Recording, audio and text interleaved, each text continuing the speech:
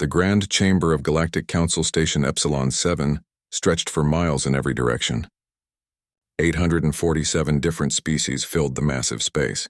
Some floated in liquid-filled chambers. Others required freezing temperatures or burning heat. The technology that allowed them all to exist in one place hummed quietly in the background. Ambassador Tae-hyun stood at the human platform. He wore a simple gray suit. His black hair was neatly combed. His face showed no emotion as he waited for the council to finish their discussions. Beside him, diplomat Ji-woo reviewed data on her tablet. They had been waiting for 3 hours. The humans had applied to join the galactic community 6 months ago. Earth controlled only 3 star systems. They were newcomers to space travel. Most species in the chamber had been exploring the stars for thousands of years. Finally, the speaker called for order. The chamber fell silent. All eyes turned to the center platform, where an ancient creature stood. Councillor Vexthar belonged to the Krillian species. His people had been part of the council for over 10,000 years. His body looked like a combination of insect and plant. His voice came through translators in every language. "I have studied the humans for 2 years," Vexthar began. His voice was serious. "I must warn this council. These beings are different from any species we have encountered. They are persistence predators." Laughter erupted from several sections of the chamber.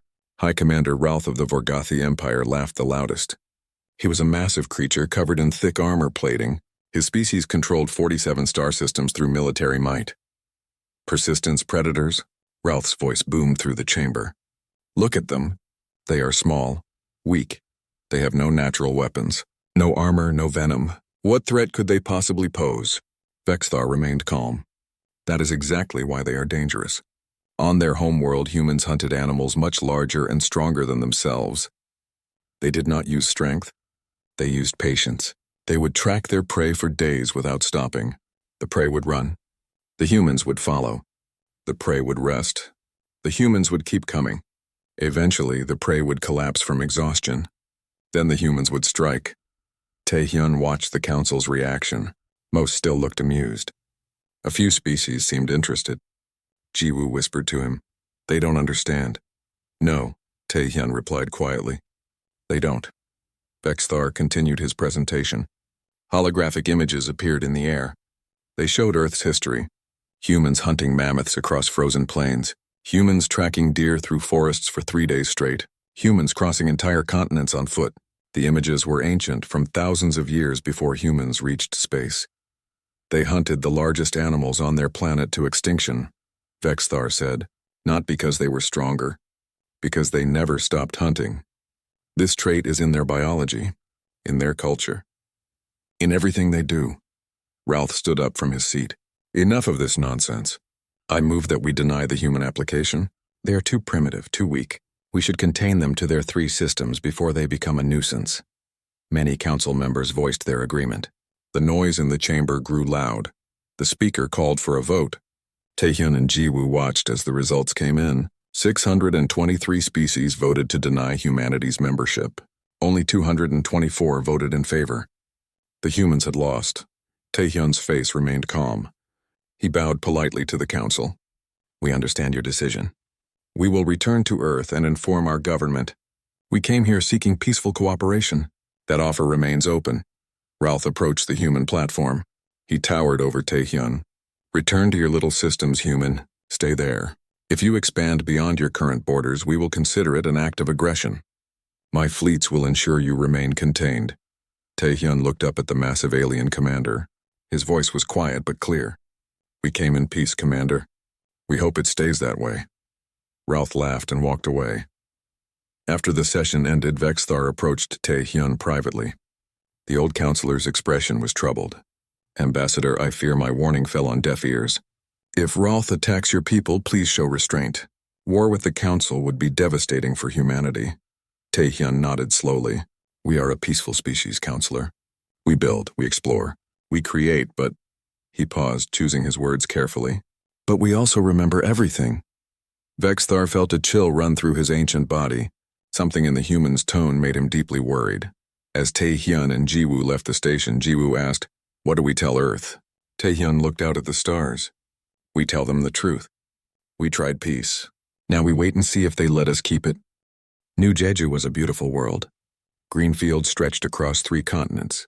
Clean rivers flowed from mountain ranges into peaceful oceans. 2.3 million humans lived there. They grew crops. They conducted research.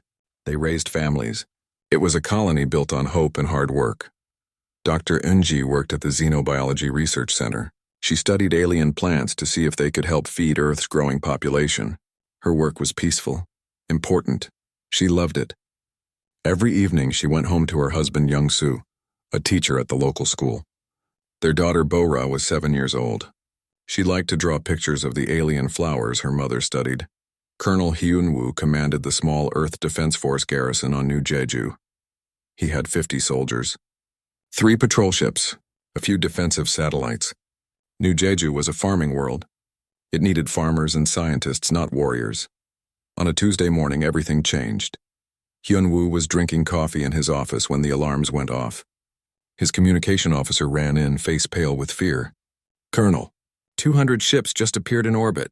They're Vorgothi." Hyun-woo dropped his coffee. He ran to the command center. The screens showed a massive fleet surrounding the planet. 200 warships. Each one was 10 times larger than anything humanity had ever built. His 3 patrol ships looked like insects next to them. A transmission came through. High Commander Rolth's face appeared on the main screen. His voice was cold. "Humans of New Jeju, you have 1 hour to evacuate this planet. This world now belongs to the Vorgothi Empire. Any humans remaining after 1 hour will be eliminated. You have been warned." The transmission ended. Hyun-woo immediately tried to contact Earth. Nothing. The Vorgothi were jamming all long-range communications. He tried again. And again. Still nothing. New Jeju was alone. "Start the evacuation," Hyun-woo ordered. "Get everyone to the transport ships. Move!" Sirens blared across the planet. People ran from their homes. They grabbed their children. Some tried to pack belongings. Most just ran. The spaceports filled with terrified crowds. Transport ships began launching, carrying as many people as possible. Yoonji grabbed Bora from school. Young-soo met them at their home.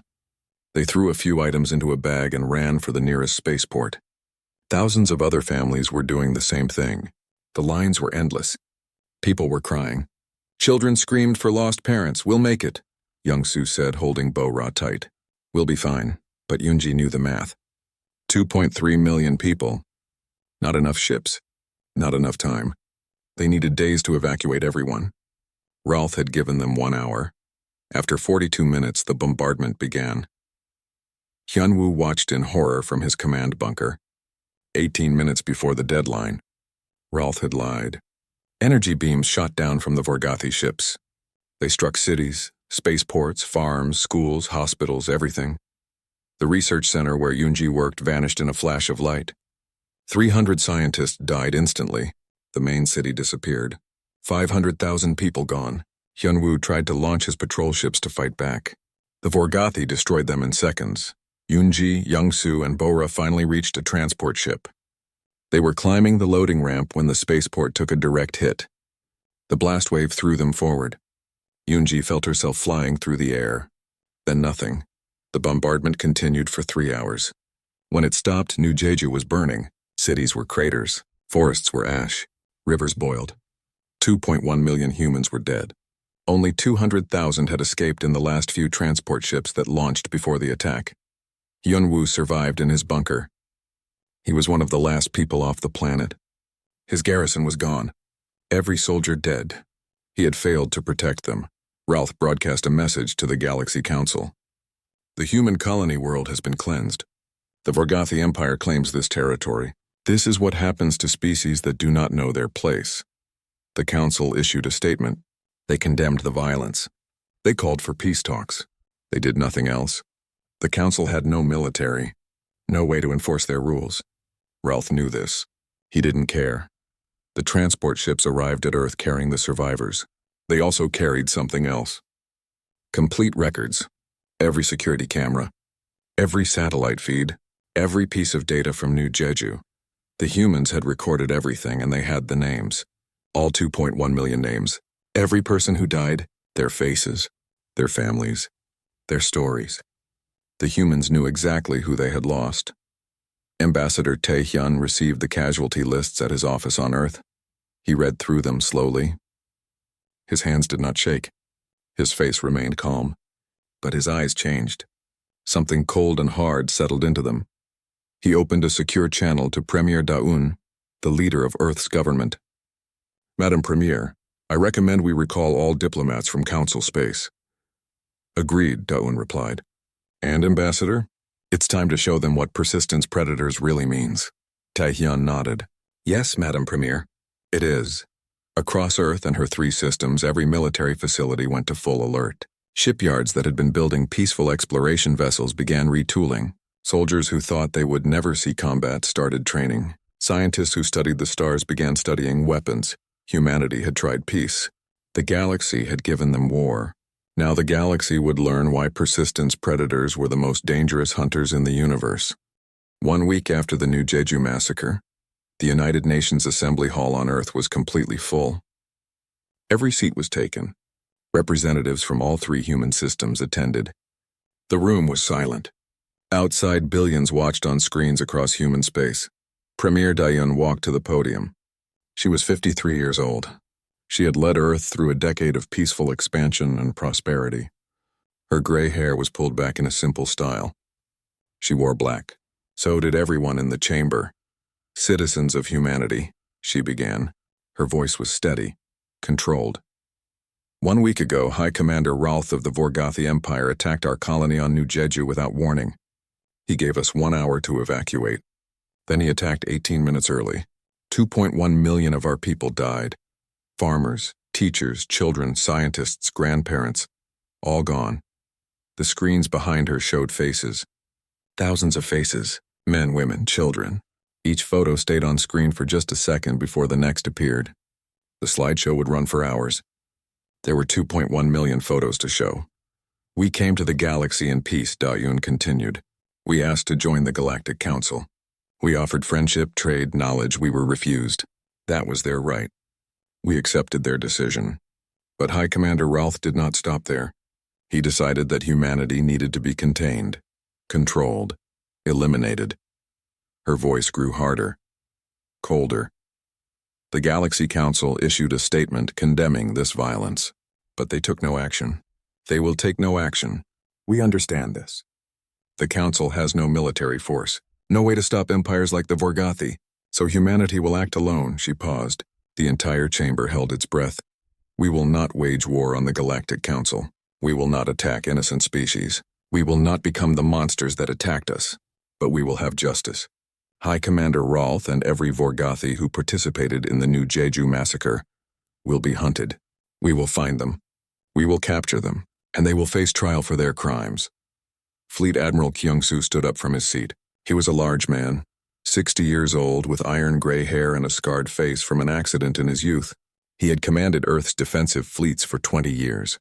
He walked to the podium and stood beside Daeun. All military forces are now mobilized, Kyung-soo said. Every shipyard in human space is converting to war production. We are building hunter-killer ships using new technology we have kept secret until now. These ships can move through dimensions that the Vorgothi cannot detect. We will be invisible to them, untouchable, and we will never stop coming. Intelligence Director Minna took the podium next. She was younger, only 38, but she ran the most sophisticated intelligence network humanity had ever created. She held up a datapad. We have complete information on the Vorgothi fleet that attacked New Jeju, she said. 200 ships, 17,000 crew members. We know every ship's name, every captain, every officer. We know where they are right now. We know where they sleep, where they eat, where they think they are safe. We have been watching them for 7 days. They don't know we can see them. The screens changed. They showed Vorgothi ships, officers, bases. The detail was incredible. It was clear humanity's surveillance technology was far beyond what the galaxy suspected. Ambassador Tae-hyun walked to the podium. He was no longer dressed as a diplomat. He wore a military uniform now. His new title appeared on the screens, Ambassador of Retribution. I will personally inform the Galactic Council of our actions, Tae-hyun said. I will make it clear that this is not conquest. This is justice. We will harm no innocent beings. We will not disrupt trade. We will not threaten peaceful species. But High Commander Rolth and his forces will face judgment. The galaxy must understand that humanity keeps its promises. We promised to come in peace, we did. But we also promise this. If you kill our people, we will hunt you forever. We do not forgive. We do not forget. We do not stop. Captain Jae-hyun was the last to speak. He commanded the Special Operations Forces. He was only 32 years old, but he had trained for combat his entire adult life. Most humans hoped they would never need warriors like him. Now they were grateful he existed. My teams will conduct the first strikes, Jae-hyun said simply. We leave tomorrow, the broadcast ended. Across human space, people sat in silence. Some cried for the dead.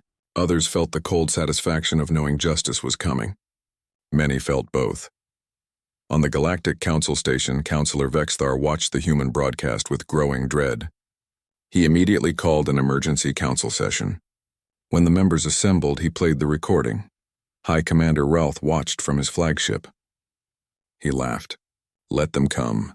My fleet is the most powerful military force in this region. Humans cannot challenge us. But some of his officers looked worried. They had seen the intelligence images. Somehow the humans knew everything about them. Where were their cameras? How had they gotten so close? Vexthar addressed the council. I warned you. I told you humans were persistence predators. Now you have wounded them. Killed their young. Do you understand what you have done? You have activated the most dangerous hunting instinct in the galaxy. Most council members still believed Rolth could handle a few human ships. They had no idea what was coming. They didn't understand that humans had been preparing for this moment since they first reached the stars. Every peaceful year had been spent developing weapons they hoped to never use. Building ships meant for war. Training soldiers for a conflict they prayed would never come. Peace had been humanity's first choice, but they had always known it might not last. So they had prepared, and now that preparation would be unleashed. The hunt was about to begin. 3 months after the declaration, Captain Jae-hyun stood on the bridge of the hunter-killer ship called Silent Promise. The ship was small compared to Vorgathi warships. It had a crew of only 40 people, but it was fast, invisible, and it carried enough firepower to destroy ships 10 times its size. Commander Sung-ho sat at the navigation console. He had been tracking their target for 6 weeks. Sub-Commander Groth commanded a Vorgathi destroyer. He had been at New Jeju. His ship had fired on the main spaceport. 400,000 people had died in that attack. Security footage showed Groth laughing as he gave the order to fire. Target is entering the Kelthera system, Sung-ho reported. He's heading for the Vorgathi military station there. He thinks he'll be safe. Jae-hyun studied the tactical display. Groth had been running for 6 weeks, moving from system to system, changing his route randomly, never staying in one place long. He was scared. Good, he should be. How many humans died because of him? Jae-hyun asked. A young officer checked the records. 400,000 at the spaceport.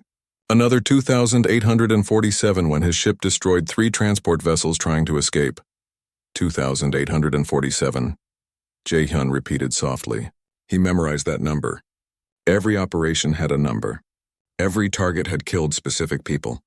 The humans knew exactly who died and who killed them. That information was burned into every hunter's memory. Follow him into the system, Jae-hyun ordered. Use the dimensional drive.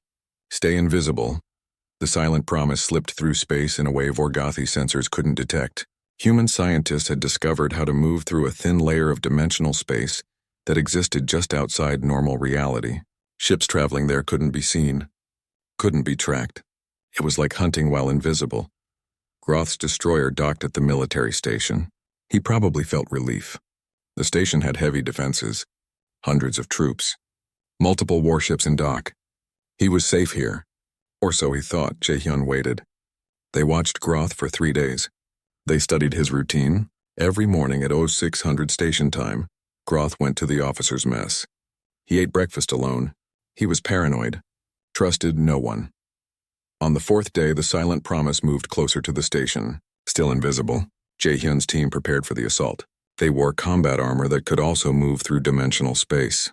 They could walk through walls, appear and disappear. They were like ghosts. At 0545, 12 human soldiers phased through the station's hull.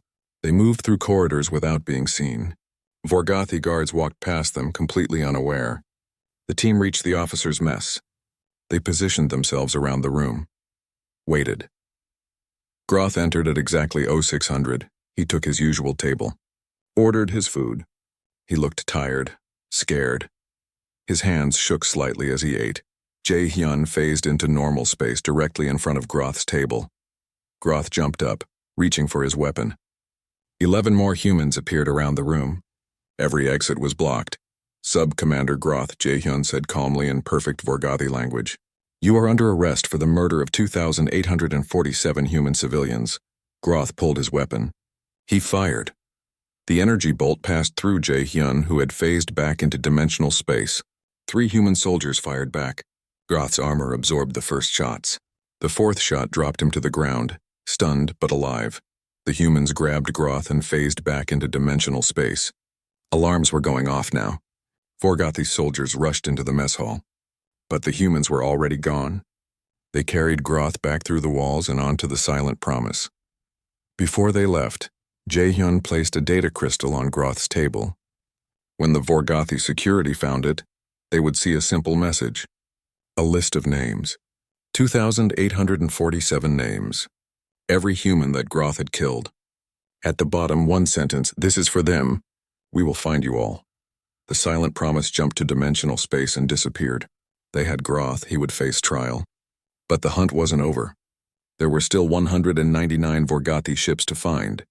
Across Vorgothi space, similar operations were happening. Human hunter-killer teams struck again and again. A battlecruiser captain disappeared from his quarters on a heavily guarded base. A weapons officer vanished from a crowded bar. A tactical officer was taken from his own ship while surrounded by his crew. The Vorgothi military went into panic.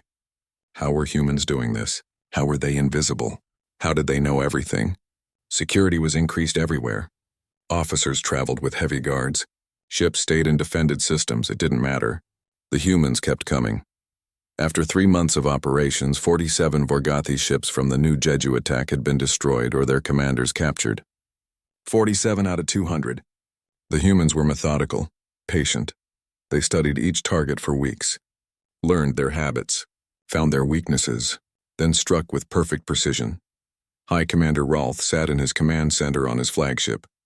He had lost 47 ships, thousands of crew members, and the humans were only getting started. He had killed 2.1 million humans. They had promised to hunt everyone responsible. That meant 17,000 Vorgothi were targets. His intelligence officers presented their reports. Every analysis reached the same conclusion. Human technology was far more advanced than anyone suspected. Their intelligence network was impossibly good, and they never made mistakes. Every operation was perfect. Every target selected with total accuracy. They're not attacking our trade ships, one officer noted. Not touching civilian targets. Only military personnel who were at New Jeju. Rolth smashed his fist on the table. I don't care. They're making us look weak. The entire galaxy is watching. But that was exactly the point. The humans wanted the galaxy to watch. They wanted every species to understand. Attack humans and this is what happens. Not random violence. Not mindless revenge. But perfect, unstoppable, eternal hunting. Ambassador Tae-hyun addressed the Galactic Council again. We have captured or eliminated 47 targets. We have 153 remaining. We will find them all. This is not war. This is justice. We ask again that the Council assist us in bringing High Commander Rolth to trial. If you do not, we will come for him ourselves. The Council debated for days. Most species wanted nothing to do with the conflict. A few supported the humans. Others feared what humanity was becoming. Councillor Vexthar spoke quietly to the assembly. The humans are not attacking randomly. They are not killing civilians. Every target is guilty. Every operation is surgical. This is what I tried to warn you about. Humans do not hunt with rage. They hunt with patience. And patience wins every time. 18 months after New Jeju, High Commander Rolth was trapped. He sat in his fortress palace on Vorgath Prime, the homeworld of his empire. Outside, 500 human warships filled the orbit. The largest fleet humanity had ever assembled. The largest fleet the galaxy had seen in centuries.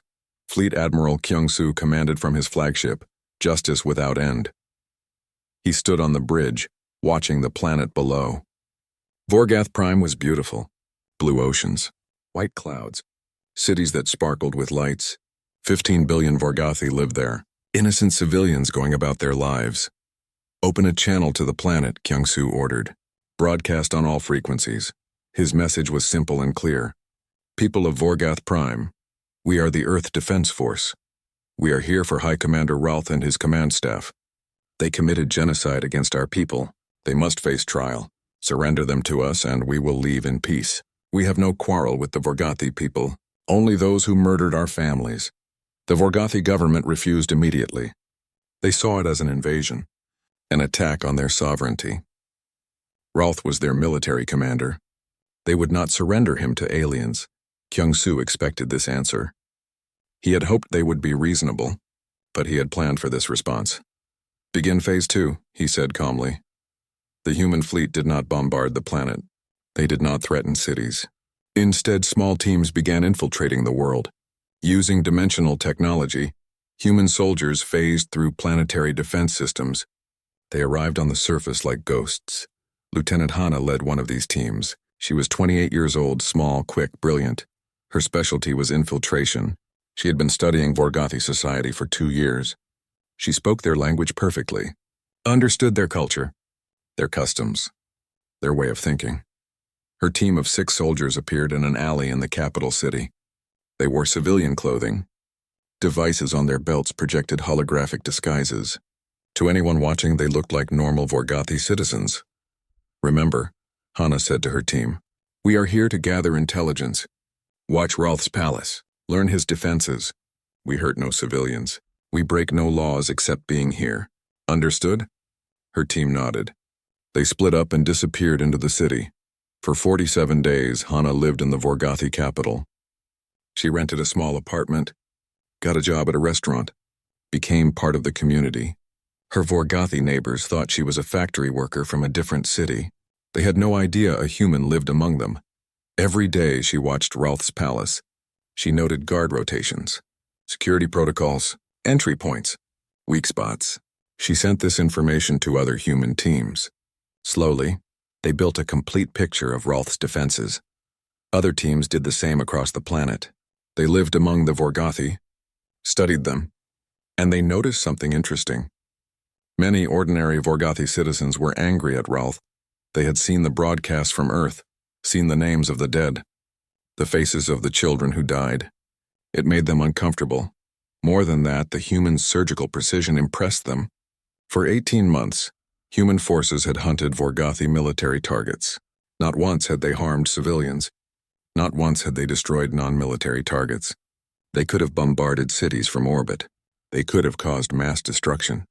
But they chose not to. Public opinion began shifting. Protests started in the streets.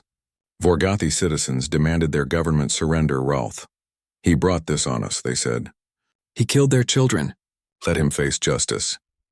Captain Jae-hyun arrived on Vorgoth Prime 3 months into the operation. His mission was different from the surveillance teams. He was there to capture Ralph. His team spent weeks infiltrating Ralph's palace.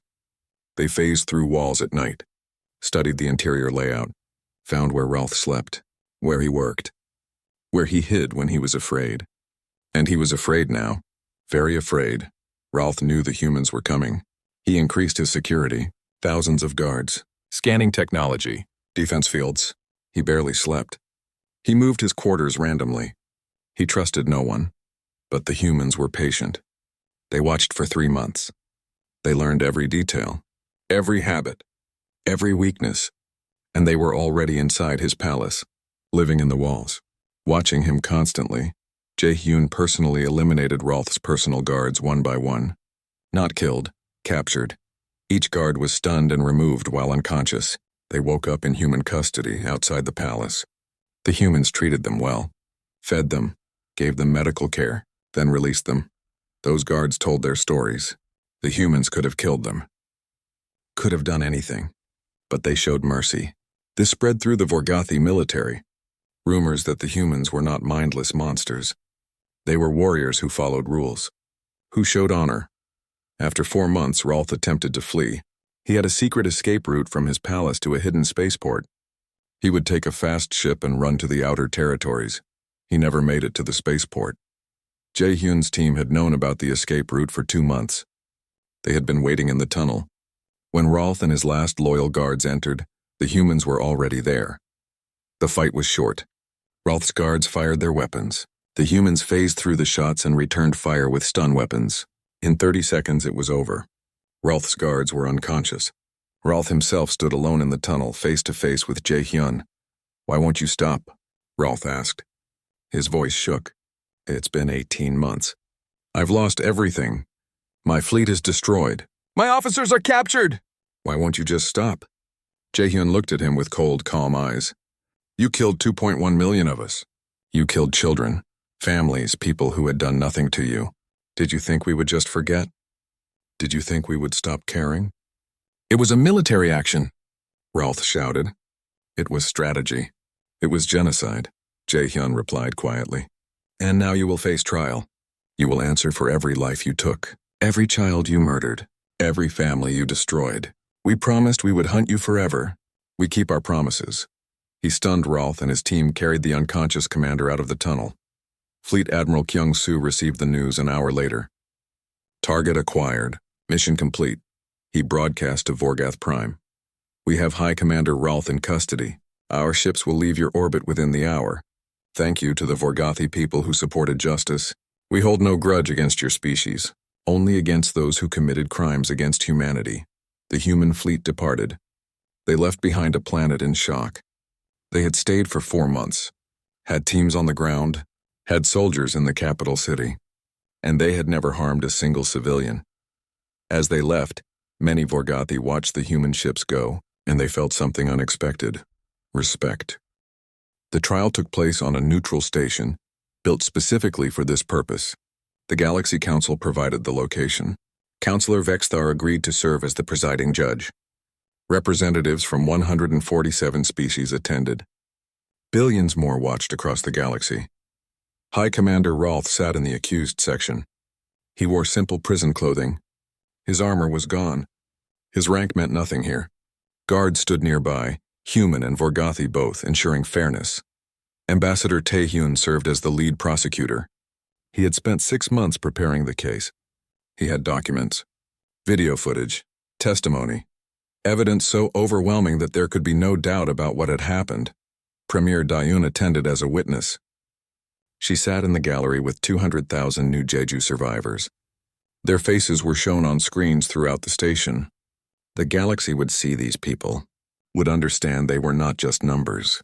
They were real individuals who had lost everything. The trial began on a Monday morning. The chamber was completely silent as Tae-hyun stood to present his opening statement. "This is a trial for genocide," he said simply. On the 14th day of March, 347, High Commander Rolf ordered an unprovoked attack on the human colony world of New Jeju. He killed 2.1 million civilians, farmers, teachers, scientists, children, families, people who had never harmed him or his empire. We are here to prove these facts and to seek justice. For 14 days, Tae-hyun presented his case. He was methodical, careful. He showed every piece of evidence, left nothing to question. He displayed the recordings from Rolf's own ships. The Vorgathi military had recorded everything. Those recordings showed Rolf giving orders to fire on the colony, showed him watching as cities burned, showed him laughing as transport ships full of fleeing civilians were destroyed. Note the timestamp. Tae-hyun pointed to the screen. Rolf began his attack at 42 minutes. He promised 1 hour. He lied. He wanted maximum casualties. He wanted terror. He presented the security footage from New Jeju, images of families running for their lives, children crying, parents trying to shield their kids from the bombardment. The gallery watched in absolute silence. Many species had never seen the attack. They had heard about it, but seeing it was different. Tae-hyun showed 3-dimensional holographic reconstructions of the bombardment. The technology allowed the court to stand virtually in the cities as they were destroyed, to see exactly what happened, where each weapon struck, how many died in each explosion. It was devastating. Several council members left the chamber. They couldn't watch. Others wept. The horror of what Rolf had done became impossible to deny. On the 8th day, survivors began to testify. One by one, they told their stories. Mal Soon was 72 years old. She was Dr. Yoon-ji's mother. She had survived because she was off-world visiting relatives when the attack happened. But her daughter, son-in-law, and granddaughter had died. She walked slowly to the witness stand. She carried a small bag with her. From it, she took out photos. "This is my daughter, Yoonji," she said, holding up the first photo. She was 34 years old. She studied alien plants. She wanted to help feed the galaxy. She was kind. She loved her work. She held up another photo. "This is Young-soo, her husband. He taught children. He made them laugh. He believed education could bring species together." A third photo, a little girl with a bright smile. "This is Bora, my granddaughter.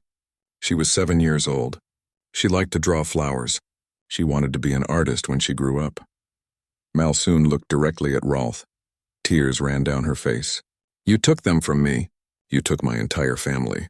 They never hurt anyone. They lived peaceful lives. And you killed them because you wanted a planet, a piece of dirt. You destroyed my world for territory." She sat down. The chamber was silent except for the sound of people crying. More survivors testified. Each one shared their loss. Each one showed photos of the dead, made them real. Made them human to a galaxy that had only seen them as numbers. Rolf's defense lawyer tried to argue military necessity. New Jeju was a strategic location, he claimed. The Vorgothi Empire needed that territory. High Commander Rolf was protecting his people. Taehyun demolished this argument. New Jeju had no military installations, no weapons, no strategic value. It was a farming world. If Commander Rolf wanted the planet, he could have negotiated, could have offered to buy it, could have proposed a treaty. Instead, he chose genocide. He presented more evidence, communications between Rolf and his government. The messages were clear. Rolf wanted to send a message to humanity, to teach them their place, to make them afraid. This was not military strategy, Taehyun said. This was terrorism. He wanted to kill as many humans as possible to frighten us, to make us retreat into our systems and never expand. He failed. On the 14th day, Rolf finally testified. His lawyer advised him not to speak. But Rolf's pride wouldn't allow silence. "I did what I believed was necessary," he said. His voice was defiant. Humanity was expanding. They were a threat. I stopped that threat. If I could go back, I would do it again. Those words sealed his fate. The chamber erupted. Even species that had been neutral turned against him. He showed no remorse, no understanding of what he'd done. He was proud of genocide. Counselor Vexthar called for order. After 2 hours of deliberation, he returned with the verdict. "High Commander Rolf, this court finds you guilty of genocide, guilty of war crimes, guilty of crimes against sentient beings. The evidence is overwhelming. Your own words condemn you." The chamber waited for the sentence. In human law, genocide carried the death penalty, but this was a galactic trial. The council had to decide. Vexithar looked at Premier Daun. "The human delegation has the right to request sentencing. What does humanity ask for?" Dayan stood. Her voice was calm but firm. "We ask that the Galaxy Council determine his sentence. We have proven our case. We have shown the truth. Now we trust the galaxy to deliver justice. We will accept whatever you decide." The council deliberated for 3 days. Finally, they announced the sentence. Life imprisonment on a remote prison world. Rolf would spend the rest of his life isolated from his empire, from his people, from everything he had known. But there was one condition. Human guards would always be present at the prison, always watching, making sure Rolf never escaped. "We accept," Taehyun said. "We will watch him, forever, because that is what we do. We never stop. We never forget." 5 years after the trial, the galaxy had changed.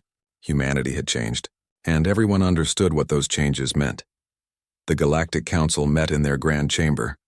All 847 species were present.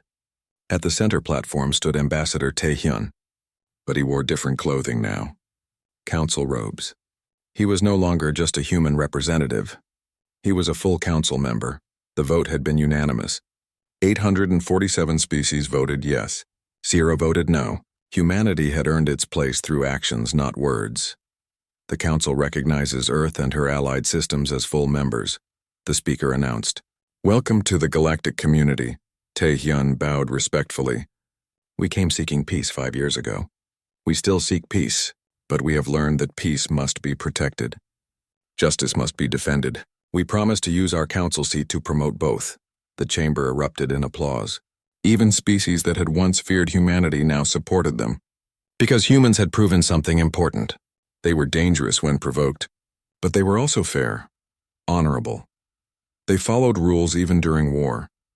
New Jeju had been designated a memorial world. The planet was slowly recovering. Trees were growing back. Rivers ran clear again. But it would never be recolonized. Instead, 2.1 million monuments covered the landscape. Each one bore a name, a face, a story. Young Ensign Sol gave tours to visitors from across the galaxy. He was 23 years old, born after the massacre, part of a new generation that grew up knowing what humanity had survived. A group of alien students followed him through the memorial gardens. They came from a dozen different species, all of them studying galactic history at the Academy. This monument is for Bora, Sol explained, stopping at a small marker with a child's drawing carved into it. She was 7 years old. She liked to draw flowers. She died with her parents when their transport was destroyed. One student, a young Krillian, asked quietly, "Do humans really remember all 2.1 million names?" Sol nodded. Every human child learns about New Jeju in school.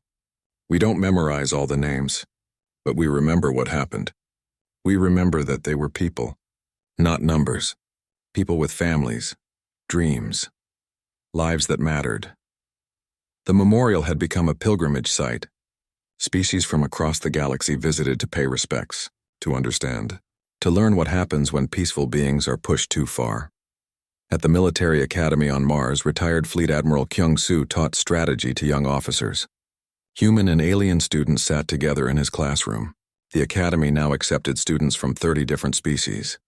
The new Jeju campaign is studied in every military academy in the galaxy, Kyung-soo told his class. Can anyone tell me why? A human student raised her hand.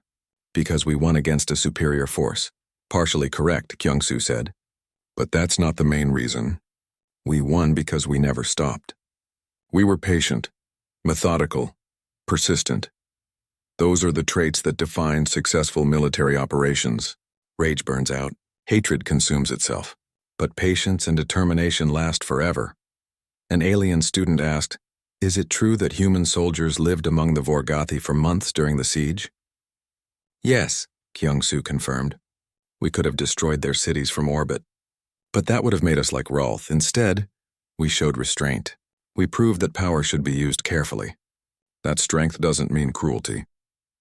Elsewhere, Counselor Vexthar gave a lecture at the University of Kelthera.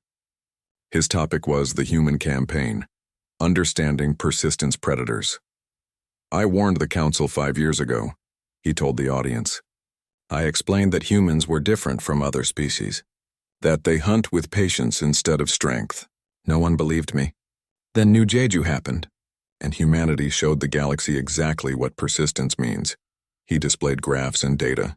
Human forces conducted 1,473 separate operations over 18 months. Not one operation failed.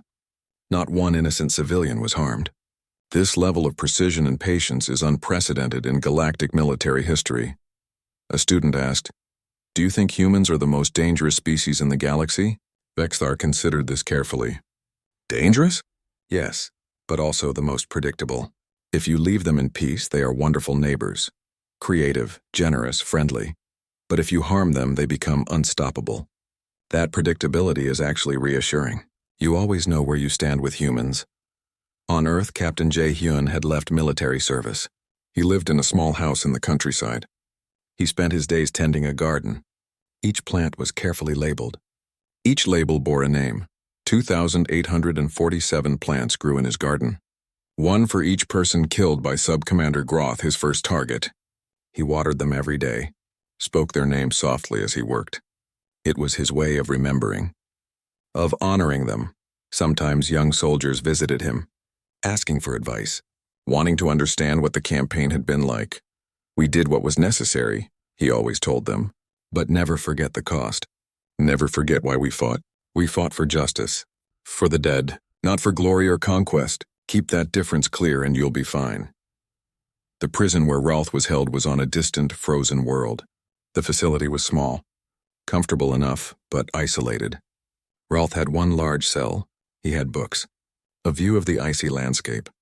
But he had no freedom and he was never alone. Human guards watched him every hour of every day.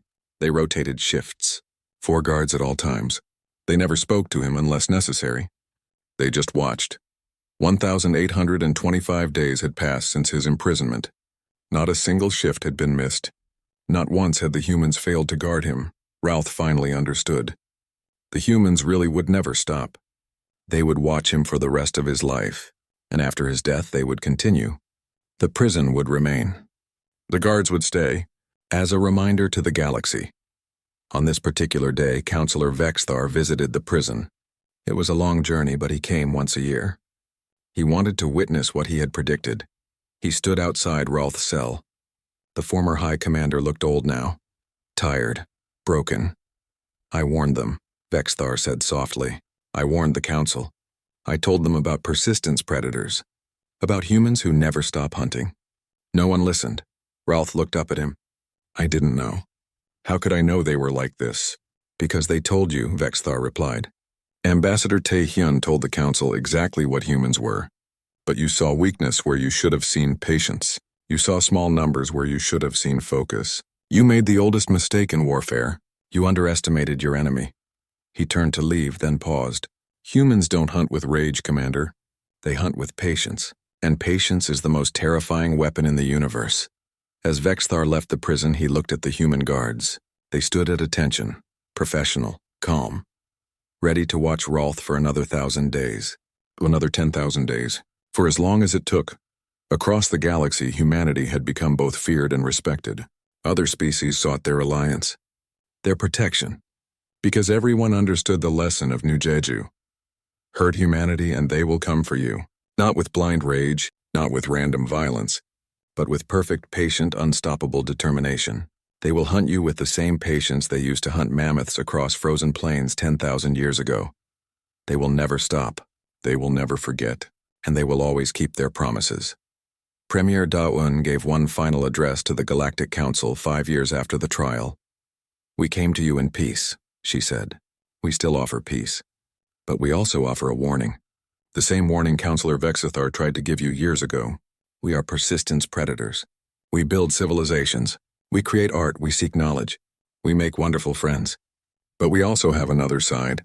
A side born from 1,000,000 years of hunting to survive. If you force us to become hunters again, we will hunt with perfect patience until justice is done. The choice is yours. Choose peace, and we will be the best neighbors you could ask for. Choose violence, and you will learn why persistence predators are the most dangerous hunters in the galaxy." The Council listened, and they remembered, and they chose peace, because they had learned the most important lesson. Humans keep their promises, all of them.